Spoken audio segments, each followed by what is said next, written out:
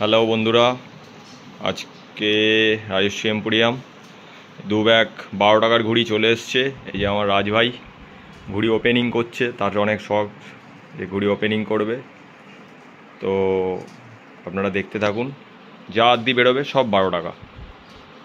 2 bag রয়েছে, যাদের যাদের লাগবে কন্ট্যাক্ট করে আসতে পারে। এই যে রাজভাই ওপেন করছে, সব 12 টাকার ঘুড়ি, যা আদি বেরোবে सब 12।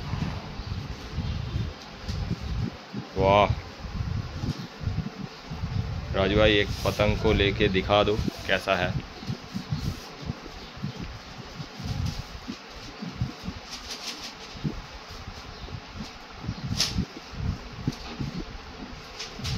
एकदम मस्त बढ़िया पतंग है। तो जिसको लगेगा कांटेक्ट करके आके ले लीजिए। Thank you.